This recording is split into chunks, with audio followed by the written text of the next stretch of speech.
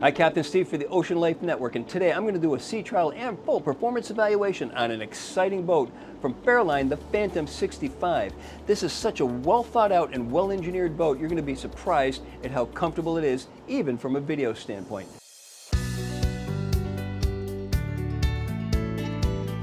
This boat has such an incredibly good looking sport boat styling, smooth lines, sweeping lines, while at the same time you've got an elevated operating station that's not taking up the whole upper deck, and that also allows you to have an opening sunroof. Let's start by looking at the operational features.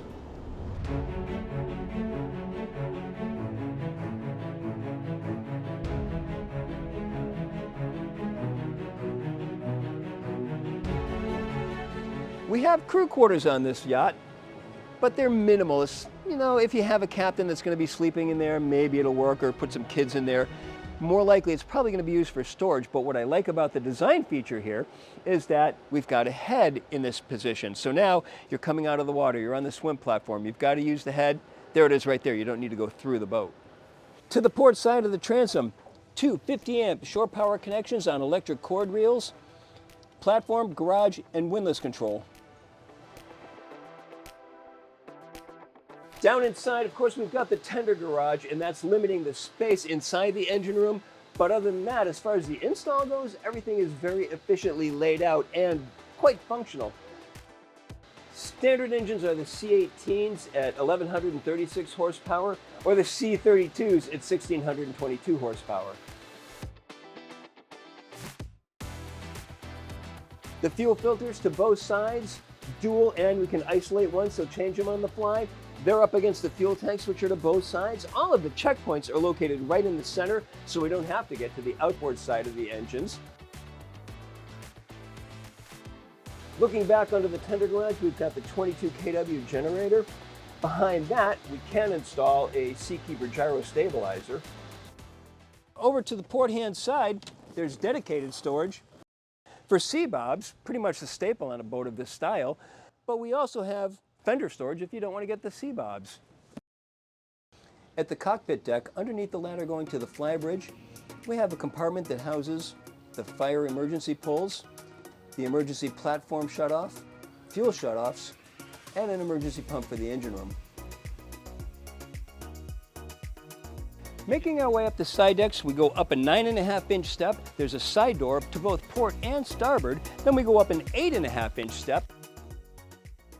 And I like that there's a grab rail along the cabin side, adding to the safety as we transition forward. We have two midship cleats that measure in at 13 inches.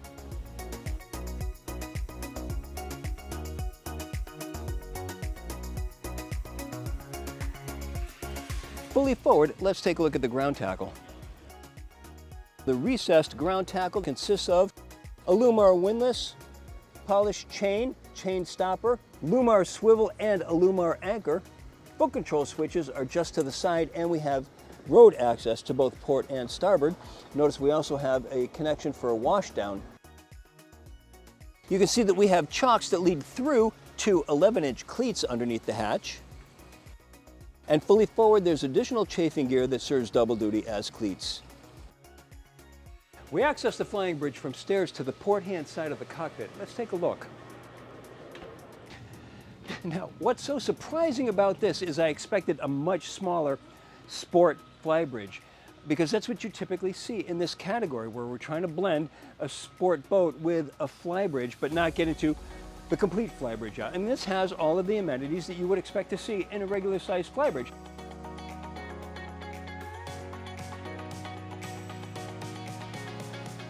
All too often with a small flying bridge, you'll see just one seat, and then if there are any additional seats, it may be a bench seat going all the way in the stern. So now the captain is sitting here all alone. He wants to talk to somebody, he's got to turn around to talk to them. Here we've got not only an observer, but people sitting at the couch and having a wonderful time enjoying the captain's company. It's a great design feature, and it's so well thought out on this. Now, there's no hardtop option on this, but we do have an electrically actuated bimini top, so we still get protection from the elements. The Opera helm includes dual multifunction displays. Compass is center located right in front of the helm. Because we have the Garmin autopilot, there's also a rudder indicator right here, and that's a very convenient feature to have. But more important, this is fly-by-wire steering. If I turn the wheel at a steady rate, the rudder comes along at a steady rate. If I turn the wheel quickly, it maintains that same steady rate, so I can't oversteer or steer too fast to make this an uncomfortable ride. Notice that the helm is not over to the left-hand side, but it's just to the right, slightly off the center line of the boat. Digital electric throttles, remote control for the forward displays, Humphrey interceptor control, autopilot. The steering wheel is mounted to a tilt base, and we've got progressive bow and stern thrusters, and another display just to the left. Further over to the side, remote control for the spotlight, windlass control, charger for your cell phone. There's a smoked glass wind deflector that goes along the sides and then across the front. Does it really deflect the wind? No, not really, but if you don't want wind in your face, there's another place we can go to. Let's take a look.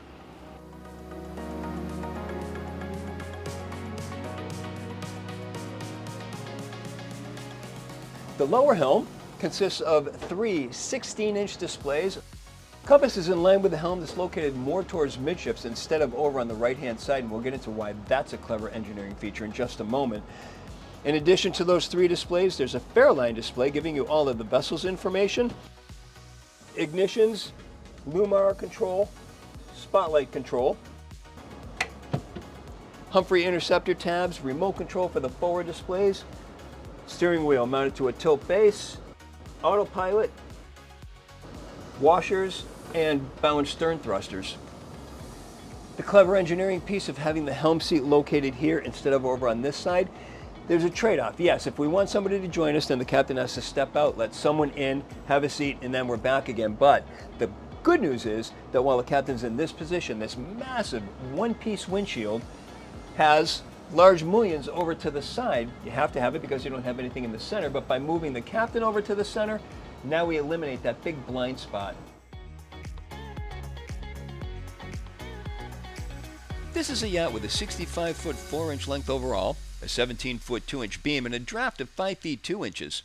Her fuel capacity is 1,103 gallons, and she holds 237 gallons of water.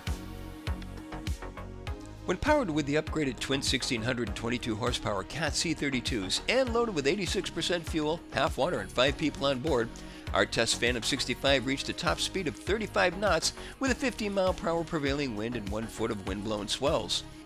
Fairline managed to eke out another knot and a half out of her when testing in the Med with its higher salinity and in calmer seas. More interesting, though, is at 80% load, her speed showed an average 30.6 knots. That's about the top speed one would expect with the smaller 1150 horsepower C18 engines, but here she rides along effortlessly without pushing the engines. With a 145 gallon per hour fuel burn, that worked out to be a range of 209.3 nautical miles, while still holding back a 10% reserve of her 1103 gallon total fuel capacity. I've been on a lot of fun boats that are easy to drive, but I'm going to tell you this is by far the easiest and most responsive boat that I've ever been on. It's absolutely unbelievable. So if you're vacillating between getting the C18s or the C32s, let me tell you a couple of things about the differences between those two. With the C18s, she'll do a max cruise of roughly 30 knots. With the C32s, she'll cruise along happily at 30 knots at only 80% load, so there's a big difference right there. We've got the C32s on this boat, and when we were coming out of the dock, little nudge into gear gets her lurching forward. So you want to keep an easy, gentle hand. Let me say that again, an easy, gentle hand. This is not a boat to be manhandled. She's very responsive. When I was coming away from the dock, in and out, and that's it. And then I was using differential throttles to keep us centered. I barely touched the bow and stern thrusters, but when I did, they were very responsive, so they're nice and powerful, enough to control this boat in a good, strong crosswind. So there's a lot of comfortable feeling about this boat as you're handling it, especially if you're coming from a smaller boat looking to get into this bigger one with a flying bridge.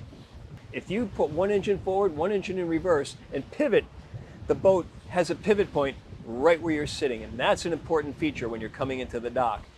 Adds immensely to the comfort level. When you're underway and you put it into a hard turn at roughly 20-25 knots, 25 seconds to come around 180 degrees. That's a lot quicker than I'm used to. It's usually more like 35-40 seconds for a boat to come completely around. So again, a lot of responsiveness going on with this boat.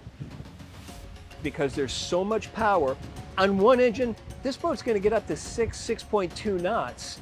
So you've got to be very careful. And that's with it clutched. If you put both engines in, you're at 7.5 or so.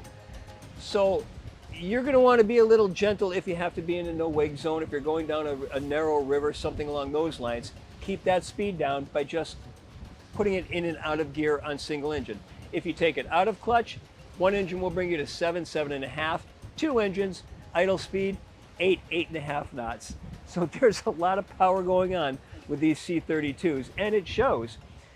When we're out on open water like this, you put those throttles forward, and she launches off. She just boosts right into speed. We were doing 30 knots in no time, and that's before the turbos even kicked in. So it's just so comfortable having that extra power.